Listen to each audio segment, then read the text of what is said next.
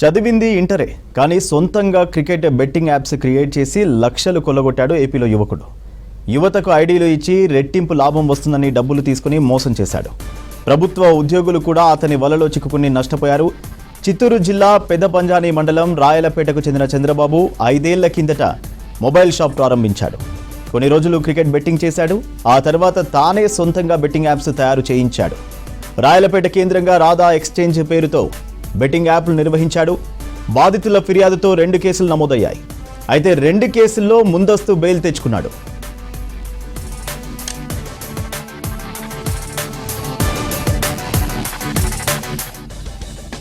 తాజాగా చంద్రబాబుపై మరో కేసు నమోదైంది.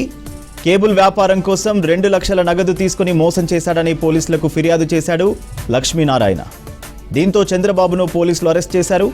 పోలీసుల విచారణలో విస్తుపోయే నిజాలు తెలిసాయి. బెట్టింగ్ యాప్లో చందు చాలా మందిని మోసం చేశాడని, వచ్చిన డబ్బుతో విలాసవంతమైన జీవితం గడుపుతున్నట్టు గుర్తించారు.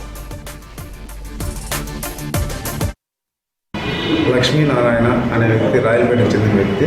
చంద్రబాబు అనే వ్యక్తి రాయలపేట చుట్టూ బిజినెస్ చేద్దామని 2 లక్షల రూపాయలు పార్ట్నర్గా ఇవ్వమని చెప్పి సుమారు 3 సంవత్సరాల నుండి ఎటువంటి దానికి సంబంధించిన ఆదాయం కానీ లావాదేవీలు కానీ తెలుపుకున్నట్లు చేసినందుకు అతని చంద్రబాబు అనే వ్యక్తిని అడగగా, చంద్రబాబు అనే వ్యక్తి నీకు సంబంధించినవి ఏమి లేవు, నువ్వు నన్ను అడగకూడదు, అడిగినా నీ కథ చూస్తానని చెప్పేసి బెదిరించినాడని చెప్పేసి ఫిర్యాదు లక్ష్మీనారాయణ చేయడం జరిగింది. దాని మేరకు 119/2025 క్రైమ్ నెంబర్ నమోదు చేసినాము. నిన్న రాయలపేట దగ్గరలోనే చంద్రబాబు అనే వ్యక్తిని అరెస్ట్ చేయడం జరిగింది.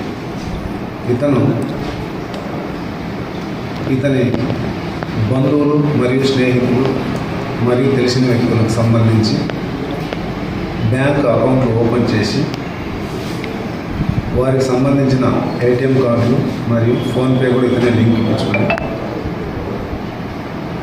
ఆ అకౌంట్లలో డబ్బులు ట్రాన్సాక్షన్ జరుపుతూ